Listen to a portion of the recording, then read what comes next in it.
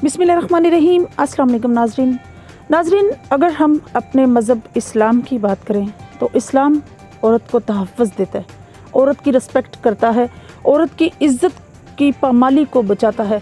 और लेकिन अफसोस आज एक मासूम हवा की बेटी हमारे साथ मौजूद है, जिसको अपने ही रिश्तेदारों ने सब्ज़ी लेने वो बच्ची गई हुई थी, उसको वहाँ से किडनैप किया और तकरीबन एक माह जो है वो फैसलाबाद जड़ावाला में एक डेरे पर रखा और उसका मिसयूज़ करते रहे। आखिर क्यों?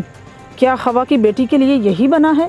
आखिर कब तक ऐसा चलता रहेगा? आइए आपकी मुलाकात उस बच्ची से करवाते हैं और उससे पूछते हैं कि कौन थे वो लोग जिन्होंने उसे किडनैप किया था। ज़िला गुजरात तहसील सराय आलमगीर में वाक़या ये जुगी का एक घर है जिसमें ये लोग रहते हैं और इनका रहन सहन है।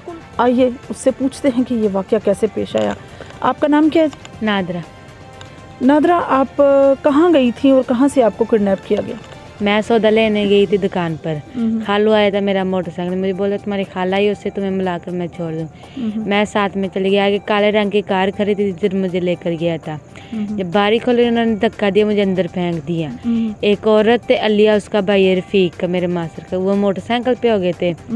तो मुझे धमकी देने लगे कि तुमने जब इधर शोर पहना है, तुमने कुछ बोला तो हम इधर ही कत्ल कर देंगे, पिस्टल तीनों के पास। तो मुझे धमकी देते थे कत्ल करने की। इधर से मुझे फैसलाबाद जला रोड पर ले गए थे। उधर इन्होंने मेरे उधर रखा था, मेरे साथ जबरदस्ती करते थे। जाती बिल्लो आती थी उसकी बीवी रफीक की और उसका भाई सम्मा आता था। मुझे धमकी देते थे तो बिल्लो मुझे मारती थी, छेड़ते थे। तो मुझे बोल देते तुमने भागने की कोशिश की थी, तुम्हें मैं मार दूंगी, कत्ल कर देंगे। इधर मुझे जास्ती करते थे। तो फिर मैं उधर से भागने की मैंने कोशिश की थी, उन्होंने मुझे बहुत मारा था। फिर ऐसे फिर उसकी आते थे, कभी रफीक को पैसे देकर जाते थे, कभी धमकी देते थे, तो कभी बिल्लो मुझे मारती थी। जब आपको गाड़ी में डाला जा रहा था या लेकर जाया जा रहा था तो आपने शोर नहीं किया? आपने किसी को मदद के लिए नहीं पुकारा? उनके पास पिस्टल थी, मुझे धमकी दे रहे मारने की, इसलिए फिर मैंने शोर नहीं डाला। बोल देते तुमने शोर डाला, ये तुम गोली चलाई, तुम इधर ही हम कत्ल कर देंगे। इधर से मुझे जरा वाले रोड पर ले गए थे। उधर मेरे साथ जबरदस्ती करते थे।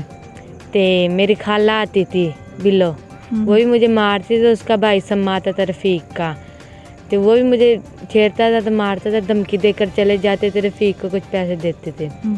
फिर ये घर पर नहीं, उधर से फिर मैं भाग कर अपनी अम्मी के पास आ गई थी। इधर तो मेरी अम्मी इधर से लेकर गई थाने में, तो तब से कुछ सुन। अच्छा, जब आप भाग कर आई तो किसी ने भी आपको नहीं देखा? और आपके पास पैसे कहाँ से आए वहाँ से आने के लिए, जड़ामाला से इधर आने का? किस तरह आपने सफ़र किया? मैं उधर से भाग कर अड्डे पे गई ना, तो मुझे किसी ने देखा। फिर मैं अड्डे पे गई ना, अड्डे पे मैंने इधर का पूछा सराई का। उन्होंने बोला कि उन्होंने मुझे बस में बिठा दिया था। जब बस में बैठा उन्होंने मुझे पूछा किराया, मैंने बोला नहीं है किराया। इसलिए फिर उन्होंने मुझे सराई छोड़ा। उधर से फिर मैं अपनी अम्मी के पास भाग कर आई थी। अम्मी के पास आई, फिर इधर मुझे ठाणे ले गई थी मेरी अम्मी उसी टाइम। उसके बाद पुलिस वाले भी नहीं कुछ सुन रहे, मेरी अम्मी से पैसे लेकर खाई जा रहे, कोई इंसाफ ही नहीं देने लगे। जी, बच्ची की वालिदा हमारे साथ मौजूद है, आइए उनसे पूछते हैं कि ये वाक़या कैसे पेश आया। जिस तरह से आपकी बच्ची एक महीना घर से गायब रही, घर से किडनैप हुई, तो कैसे पता चला और किस तरह से वो आपके पास आई? जब मेरी बच्ची गायब हुई है ना, तो 6वें महीने की 6 तरीक को गायब हुई है। मैं दरखास्त दे दी थी, कोई पुलिस कार्रवाई नहीं की थी। मेरी बच्ची ने, छोटी बच्ची सी ना, देखो 13-14 साल है, कोई 30-35 साल नहीं, 13-14 साल की उम्र नहीं होती बच्ची की। अल्लाह ने हिम्मत दी थी, बच्ची मेरी उधर से भाग के इधर घर आ गई। यही टाइम था, कोई 6-7 7:30 बजे का टाइम, मेरी बच्ची घर आ गई। मैंने पुलिस को भी तलाक की है, भी मेरी बच्ची घर आ गई है। पुलिस ने आज आ रही हूँ, कल आ रही हूँ, मैं हाई कोर्ट हूँ और ऐसा। मैंने फिर बच्ची को पूछा, उसने बोला मामा जड़ा फैसलाबाद जड़ा वाले रोड थे, मैनू इन्होंने बच्ची ने मैनू रखिया गवाह करके लैके जाके।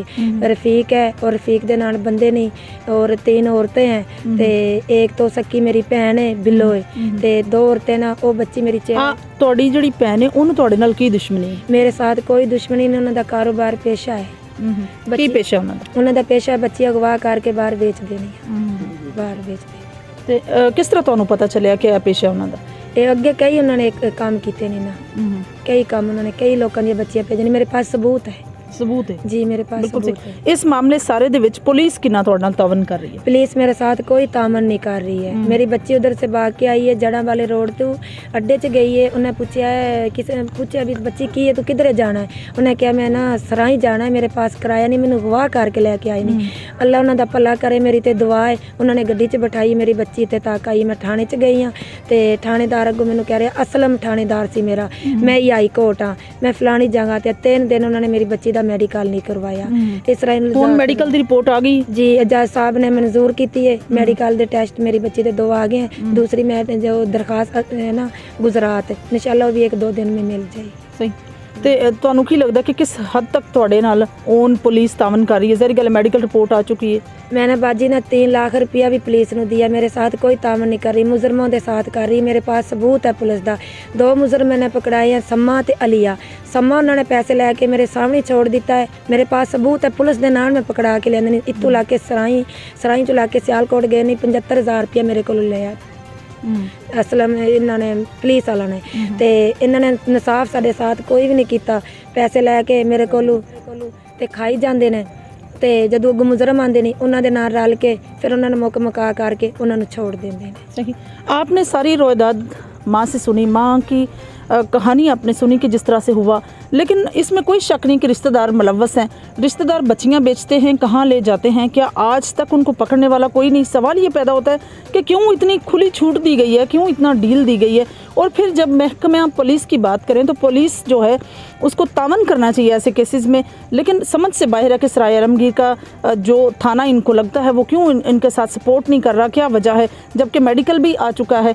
आगे देखते हैं कि क्या होता है। इस पर आपकी कोई गुजारिशात हूँ, अगर आप क्या कहना चाहेंगी यहाँ डीसी साहब से, आईजी पंजाब से क्या कहेंगी आप? मेरी आईजी पंजाब आगे, LIG पंजाब दे आगे मेरी यही है कि फरियाद करती हूँ कि अल्लाह के वास्ते मुझे इंसाफ दिया जाए। मैं बहुत गरीब हाँ, मैं लाखों रुपये भी लगाए हैं, लाखों रुपये लगाने के बाद मुझे इंसाफ भी नहीं मिल रहा। मैं थाने में जाती हाँ, मैनू धक्के मार के बाहर कट देनी पुलिस वाले। उस टाइम मुजरम बिच बैठे होंगे नहीं, मेरे को सबूत है, इंशाल्लाह मैं सबूत देवांगी। पुलिस नाल रल के 2-2 पक्के ला के मंजियां दे उत्ते मुजरमां नूं बिठांदी है ते मैनू ठुड्डे मार के बाहर कढ़दी है। मैं इंसाफ मंगदी है कि मैनू इंसाफ खुदा वास्ते दिता जाए। मैं गरीब हाँ, मेरी बच्ची नाल जास्ती होई गई, मैं लाख रुपये भी लगाए ने ते मैनू इंसाफ भी नहीं मिलिया। मैं कित्थों इंसाफ मंगा? मैं गरीब हाँ, किहदे कोल मंगा? मैं वज़ीर आज़म के आगे, LIG पंजाब के आगे मैं हाथ बांध के कहती हूँ मुझे इंसाफ दिता जाए, मैनू खुदा वास्ते इंसाफ दिता जाए। मैं बहुत गरीब औरत हाँ, मैं कित्थों जाके इंसाफ मंगा? किहदे कोलों मैं मंगा इंसाफ? जी, आपने सुनी दुखी माँ की फरियाद। अल्लाह पाक इनके साथ इंसाफ करे और जो मुजरम है जल्द वो कैफ़े करदार तक पहुँचे। इंशाल्लाह मेरी और आपकी मुलाकात होगी फिर किसी नए प्रोग्राम में। तब तक के लिए इजाज़त चाहती हूँ। अल्लाह हाफ़िज़।